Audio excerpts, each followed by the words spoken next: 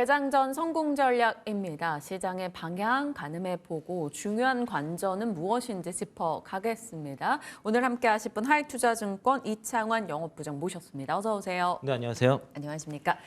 자, 반도체 AI 쪽 종목을 갖고 계신 분들을 제하고 본다면 연초 시장 참 힘들게 진행이 되고 있어요.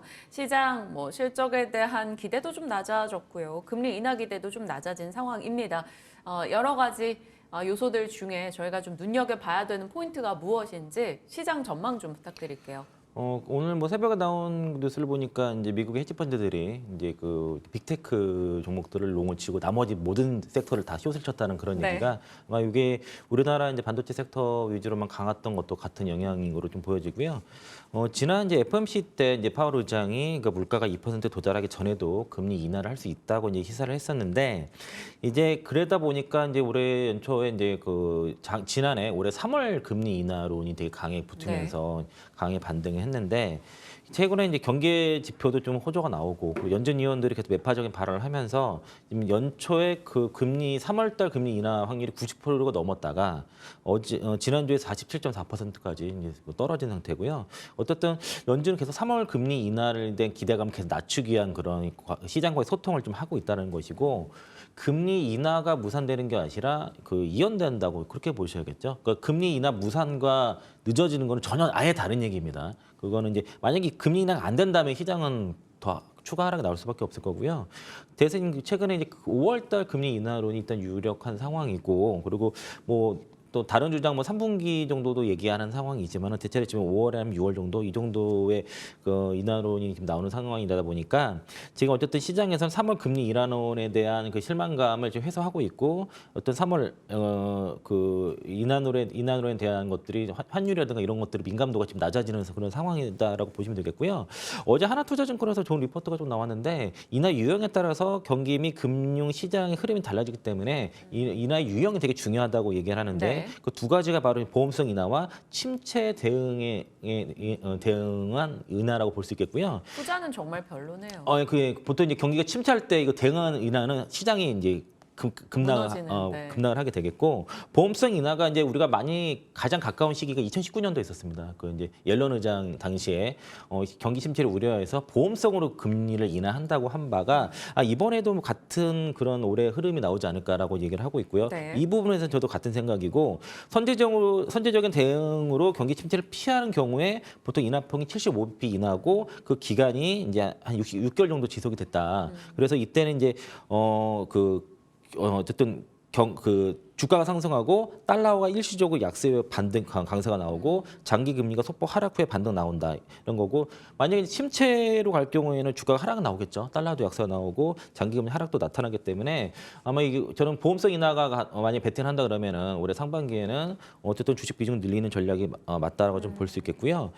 지금 그 중요한 지표 하나가 이제 2월 6일에 그 11월 OECD 경기 선행 지수가 발표가 있습니다. 12월 데이터인데 2월에 나와요? 네, 이상이 10월 달 유독 좀 늦더라고요. 11월 달은 1월 초에 발표했는데 지금 12월 달 2월 6일 나오는데 이게 왜 중요하냐면은 OECD 경기 선행 지수가 현재 13개월 연속 상승이 나왔고요. 이 12월까지 이제 14개월째인데 보통 평균 14개월 상승 나왔습니다.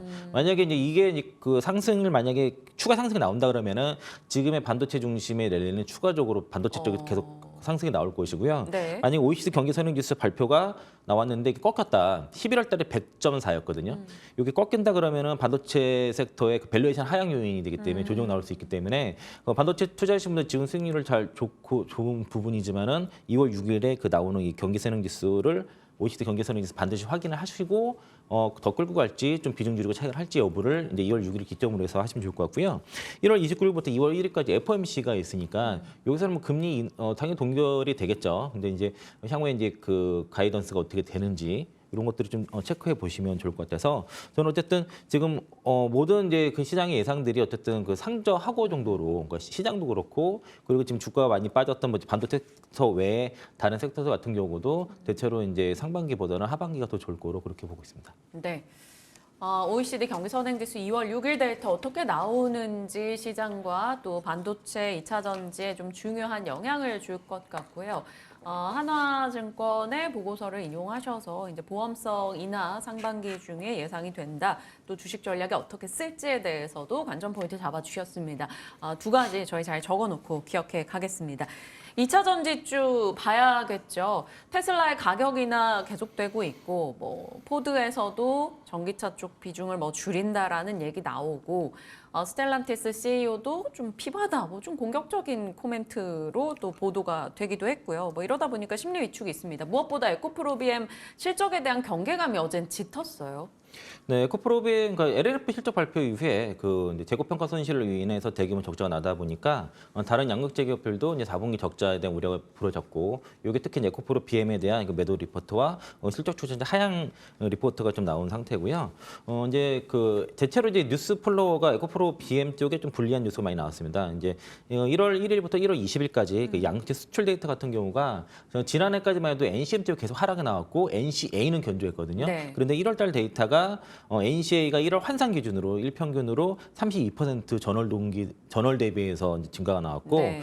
반면에 이제 NCA가 14% 정도 이제 줄어든 거 나왔습니다. 나머지 이제 1월 말까지 데이터가 다 나온 게 아니기 때문에 다 네네. 가봐야 11은 알겠지만은 더 봐야 어쨌든 NCA 비중이 한 60% 이상이 되는 에코프로비엠 쪽엔 좀 불리한 뉴스가 나왔다. 일부 이제 포스코 퓨처엠도 일부는 하지만 어쨌든 그전 지난해까지만 해도 NCM 쪽이 안 좋다가 이제 이번에 NCA. NCM은 반등하고 네. NCA는 오히려 하락이 나왔다는 요게 좀 이슈가 있었고, 포드 F150 라이트닝 감산 발표라든가 아까 말씀하신 스텔란티스 CEO가 뭐 이렇게 전기차 가격 계속 내리게 되면 뭐 이제 전기차 시장이 피바다 될 거다 뭐 이런 얘기 있었는데, 아마 스텔란티스가 원래 이제 인수합병으로 탄생한 기업이기 때문에 추가적인 그 M&A도 지금 고려를 하는 것으로 좀 생각이 들고요.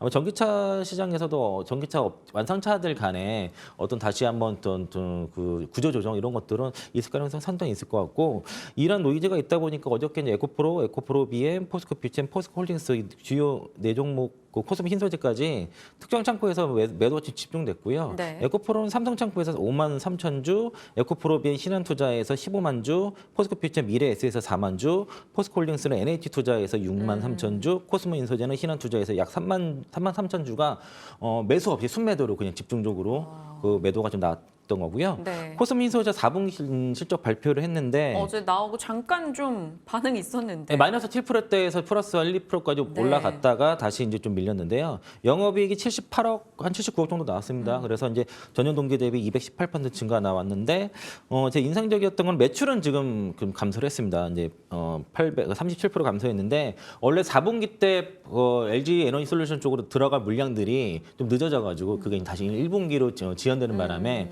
생각보다 매출은 덜 나왔지만 영업이익은 컨센 상회를 했고, 그 영업이익은 잘 나왔고요. 영업이익률이 8.87% 나왔습니다. 네. 이게 지금 인상적인 거는, 그러니까 이제 코스모 흰소재 구조가 그 셀업체로부터 리튬을 받아다가 이제 양극재를 생산해서 만든 이 구조라서 재고평가 손실이 거의 없었던 거예요. 그러면 이제 양극재 기업들이 재고평가 손실이 없을 경우에 영업이익이 어떻게 방어되는지를 어저께 코스모 흰소재 그대로 보여줬다라고 좀 볼 수 있겠고요.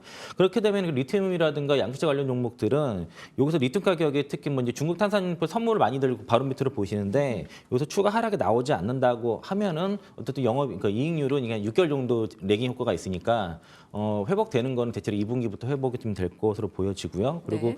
여기서 이제 추가 하락이 나오지 않고 플래스하거나 여기서 가격 반등만 나와도 어떻든 리튬 기업들, 양극재 기업들의 수익성은 좋아진다는 것이고, 여기 이제 양극재 쪽의 추가 수주 여부도 좀 중요한 이슈가 될 것 같고요. 그리고 저 궁금한 건 네. 전액 쪽이요. 네. 그 유럽의 이제 세계 전액 공급 1위 업체가 뭐 공장 철수한다, 건설을 취소한다라는 소식이 있었어요. 그러면 항상 말씀해 주시는 게 전에 그 뭐 이제 유통 기간도 굉장히 중요하다 이런 얘기를 해주셨는데, 그쪽에 진출돼 있는 국내 업체들이 반사 이익을 볼 가능성은요? 당연히 그 아이레법에 들어간 그 AMPC 수혜가 이제 그 전액도 포함이 되기 때문에 네. 현재 그 미국에 공장이 있는 기업은 이제 엔캠이고요. 그리고 솔브레 홀딩스도 5천 톤 있고 엔캠 2만 톤인데, 지금 그 나머지 이제 동아 기업의 자회사라든가 그 덕산테코피아의 자회사 같은 경우도 미국에서 이제 공장을 이제 올해 그 전액 기업 4군데가 다 올해 이제 그 미국 증설을 하기 때문에 국내 전액 기업들은 특히 북미 시장에서 NPC 수혜까지 합쳐서 이 시장을 거의 다 중국 업체들이 장을 했었는데 이게 반사 수익을 될 가능성이 상당히 높고요. 아마 캐파 엔솔 쪽 캐파 대부분은 엔케미 아마 들어갈 것 같고 삼성 SDI 쪽은 솔브레 홀딩스가 거의 독점으로 하고 있고요. SK온과 온 쪽에는 이제 동아 기업 쪽이 이제 엔캠이랑 같이 좀 들어가는 그런 구조가 될 것 같고, 그리고 2차 전지 쪽의 그 실적 발표가 이제 LG 에너솔루션이 이제 이번 주 금요일 날 이제 최종 실적 발표하고 네. 삼성 SDI 1월 30일, SK온이 2월 6일이고 가장 중요한 게 2월 7일에 에코프로 그룹 이제 IR이 이제 2월 7일에 있습니다. 이제 컨콜이 그때 있으니까 아마 이제 요 그 4분기 실적에 대한 우려감들은 이제 이제 2월 7일 요 실적 발표하는 올해 최소한 2, 3주 내에 다 마무리될 것이고요. 이때 이제 아까 말씀드린 그 OECD 경기 선행지수 12월분 발표치와 이제 그 2차 전지 특히 이제 양극재 기업들 실적 우려가 많이 있는데 그 실적 그 노이즈 부분들이 마무리되는 구간이 있을 거고, 그리고 2차 전지 섹터의 투자자분들이 지금 어려움이 많이 있겠지만은 네. 어쨌든 실적 발표 이후에 회사 가이드선을 보고, 그리고 지금의 이제 적어도 이제 리튬 가격이 더 빠지지만 않으면은 여기서 추가적인 실적 악화는 좀 제약적이다.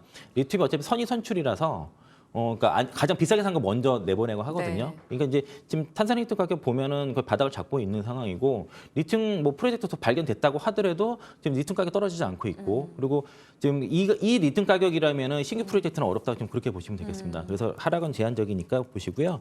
이번 주 수요일 날 테슬라 실적 발표, 그래서 향후 판매 가이던스도 좀 확인할 필요가 있을 것 같고, 그리고 이제 지금까지는 제가 이제 현황에 대해서 좀 말씀드렸는데 간단하게 좀 이제 앞으로 얘기를 말씀드리면은, 그러니까 2025년도에 K배터리 3사의 그 북미 공장 생산 현황이 지금 큰 변화는 없습니다. 현재 이게. 그러니까 지금 그 LG 에너솔루션이 2025년까지 343기가와트시 생산량 확대 예정이고, SK온은 26년까지 185.5기가 와트시고요. 그리고 삼성 SDI가 2027년까지 97기가와트시 생산 능력을 확보를 하는데, 스텔란티스 1공장은 원래 25년도 가동인데 24년도에 조기 가동한다고 했었고, 네. 그리고 최근에 그 아이레법에 의한 보조금을 받는 전기차가 19종인데 거기에 15종이 이제 국내 기업이고, 이 중에 11개가 그 에코프로 BM의 양극재를 씁니다. 그리고 SK온 같은 경우가 이제 중국 옌칭 공장이라든가 헝가리 2반차 3공장 이제 본격적으로 가동이라든가 증설하면서 2025년까지 연간 280기가, 그리고 2030년까지 500기가와트시로 생산량 확대하기 때문에 여기에 대한 관련 밸류체인 종목들은 장기적으로는 큰 수혜가 될 수밖에 없을 것이고요. 골드만삭스에서는 그 한국 배터리 그 수출이 2030년까지 연 33% 성장할 거다 이렇게 얘기를 했고, LG화학의 그 신학철 부회장은 올해는 배터리 산업이 25% 성장을 한다 얘기를 했고요. 그리고 우리가 주의해야 될 거는 그 전기차 시장이 곧바로 배터리 시장은 아닙니다. 최근에 이제 한 몇 달, 10월 달인가요? 지난해 10월 달에 LNF 그 채용진 전무가 방송에서 나왔던 얘기가 EV 선박 시장이 2025년에서 2030년 유럽을 중심으로 해서 본격적으로 시작될 것으로 예상하고 있고, 그 전기차를 다음을 이을 그런 2차 전지 큰 시장이 될 것이라고 얘기를 한 상태고요. 우리의 ESS 시장도 봐야 됩니다. 이제 2021년에 그 110억 달러에서 2030년도에 2,620억 달러니까 거의 뭐 20배 이상 23배 정도 성장하는데 연평균 한 30% 정도의 급성장이 나올 것으로 예상하고요. 네. 그리고 지금 우리 테슬라 차량들 많이들 타는데 테슬라의 가장 문제점이 거기 V2L 기능이 없습니다. 이게 이제 사이버 트럭에 와서야 이제 그게 생기는데, 그러니까 전기차에 탑재된 배터리를 외부로 쓸 수 있는 그런 건 이제 V2L 기능인데, 이번에 거기에 대한 지민을 보여준 게 기아의 PVB 그 차량에 볼 수 있을 거고요. 이렇게 이제 최근에 그래서 그 포드 150 그 라이트닝 차량을 가지고선 미국에서는 이걸 움직이는 충전소로 쓴 사례가 있고요. 전기 스쿠터를 배터리를 수거해가지고 충전하는 사업을 그 전에 다 수거해서 자기 집 그 가게에 와가지고 충전했는데, 네. 그 포드 150 라이팅에다 거기다가 충전을 해가지고 곧바로 거기서 주는 형태로 해가지고 사업을 2배 성장시켰다는 그 사례가 있었고, 네. 그리고 2022년도에 그 캐나다에서 이제 그 대규모 이제 100만 곳이 그 정전되는 사태가 있었거든요. 폭설이라든가 이런 그 강풍 때문에. 이때 이제 F150 라이팅 차주가 그 안에 배터리 가지고 NCM 그 9 들어간 거 가지고 그 44시간 동안 집에서 버텼다. 이런 사례도 있기 때문에 앞으로 이런 움직이는 충전소에 대한 쓰임이 NCM이 더 부각될 수밖에 없다라고 볼 수 있겠고요.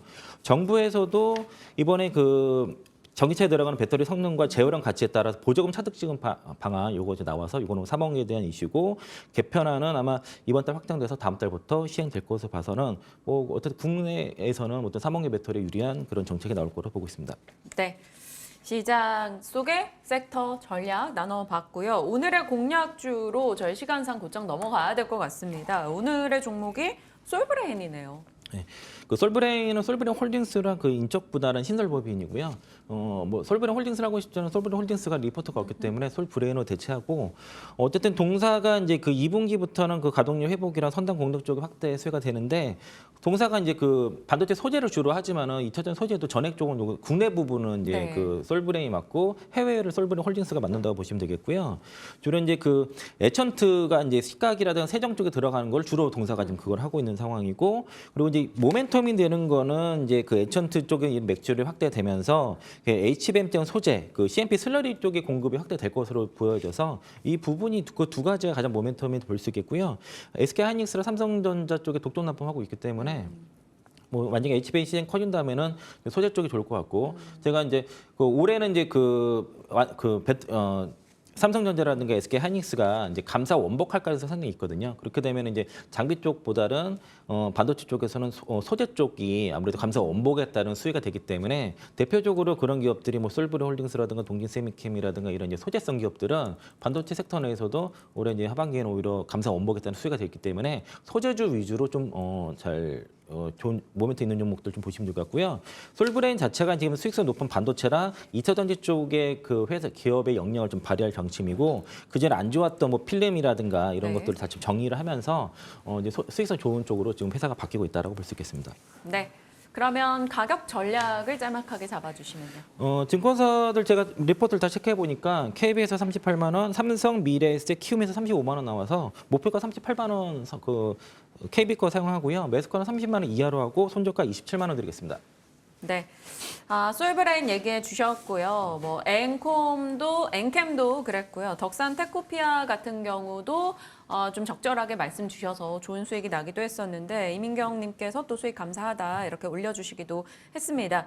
엔캠, 덕산 테코피아, 솔브레인 이쪽으로 계속해서 관심을 두고 계신 거네요. 네, 그러니까 지금 그 양극재라든가 리튬 관련 종목들은 일단 좀 저는 어떻게 할 제가 그냥 어떻게 할 건지 말씀드릴게요. 저는 네. 버티기를 할 거고요. 네. 그리고 신규 매수 쪽은 지금 전액 네 종목 위주로 좀 그 눌림시 좀 할 거고 엔캠 같은 경우는 아직 과열이 끝나지 않았기 때문에 네. 좀 더 그 조정이나 기다렸다가. 눌림을 좀 더 기다렸다가 이제 비중을 지금 포트에 넣고 비중 할때 예정입니다. 네. 시청자분들께서 PNT 짤막하게 코멘트 부탁드린다고 하는데. 네, PNT가 이제 그 손절가 47,000원이었는데 이탈을 했기 때문에 네네. 이제 손절가 나가겠는데 지금 가격이라고 하면은 바닥권에 있지 않나 지금 한 4만 원 정도이기 때문에 뭐 여기서는 좀 뭐 기다려 보시자 의견 드리겠습니다. 네. 어쩜 이렇게 각 종목과 산업에 대해서 좀 명확하게 시각을 전해주시는지 저희는 또 그런 명확한 뷰를 전달해 주시기 때문에 감사한 마음 안고 있습니다. 하이투자증권 이창환 영업부장과 전략 챙겨봤습니다. 고맙습니다. 네, 고맙습니다.